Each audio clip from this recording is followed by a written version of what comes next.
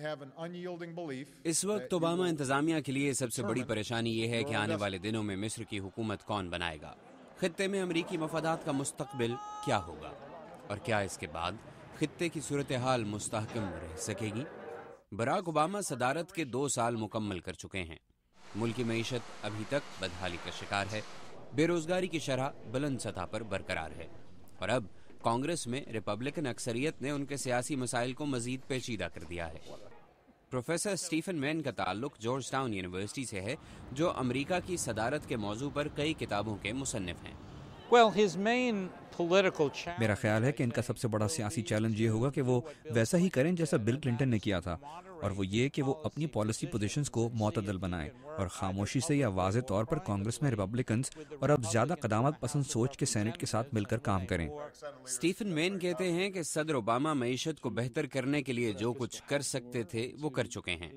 सदर ओबामा ने जब माशी पैकेज का ऐलान किया तो उनका ख्याल था कि इससे सारिफ की कुव्वत खरीद बढ़ेगी और मार्केट में पैसा वापस आएगा, मगर ऐसा न हो सका। Kent Hughes Woodrow Wilson Center में आलमी माशी उमूर के माहिर हैं। Can President Obama turn around the economy before 2012 elections? Yes. How? The bigger challenge is that we have बड़ा चैलेंज ये है कि हमें उस पॉलिसी और प्रैक्टिस को तर्क करना होगा जिसकी वजह से तिजारत और बजट में खसारा हुआ है। तो अगर सदर G20 के साथ काम करके एक ऐसा माहिदा कर लें जिससे बजट मुनाफे के हामिल मुल्क मुकामी मंडियों पर ज्यादा इन्हिसार करें और बरामदात पर कम, जबकि अमेरिका बरामदात पर तवज्जो दे और मुल्क के अंदर जिन मसनूआत की ज्यादा खपत है उन्हें मुल्क के अंदर बनाया जाए, ऐसा हो जाए तो खुद ब खुद सरमायाकारी, इजादात और बेतहाशा मुलाजमतें पैदा करने के मौके बढ़ेंगे। सदर ओबामा इंतखाब जीतने से पहले ही आलमी सतह पर बहुत मकबूल हो चुके थे और उन्होंने कई आलमी मसाइल हल करने को अपनी तरजीह करार दिया था। उन्होंने 3 पेचीदा मामलात का जिक्र किया था और कहा था कि वो उनके हल के लिए काम करेंगे। वो थे अरब इसराइल तनाज़ा, ईरान की सूरत हाल और शुमाली कोरिया।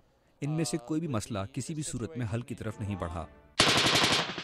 सदर बराक ओबामा के लिए सबसे बड़ा आलमी चैलेंज अब भी अफगान जंग है। अमेरिका 10 साल से जंग लड़ रहा है और 2010 भी अफगानिस्तान में एक पुरतशद्दुद साल था। माइकल ओहेनलन कहते हैं कि 2011 अफगान जंग के लिए फैसला कुन साल होगा। हर गुजरने वाले साल के साथ तालिबान तसलसल से मजबूत हो रहे हैं। 2010 में भी तशद्दुद के वाक़यात में काफी हद तक इजाफा हुआ। उनमें से कुछ वाक़यात समझ में आते हैं क्योंकि हमने नए इलाकों में फौज भेजी, लेकिन तशद्दुद के वाक़यात में इजाफा होता रहा। अगर हम ये समझते हैं कि हमारी अफगान हिकमत अमली काम कर रही है तो तशद्दुद जारी नहीं रह सकता।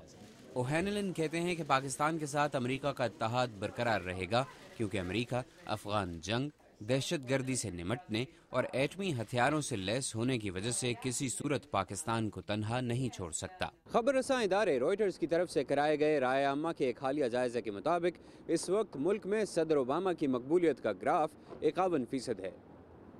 जायजे में कहा गया है कि बहुत से अमरीकी अवाम मईशत की बेहतरी के लिए सदर ओबामा की कोशिशों से मुतमईन नहीं हैं, जबकि मईशत ही वो चैलेंज है जो 2012 के इंतखाबात का फैसला करेगा।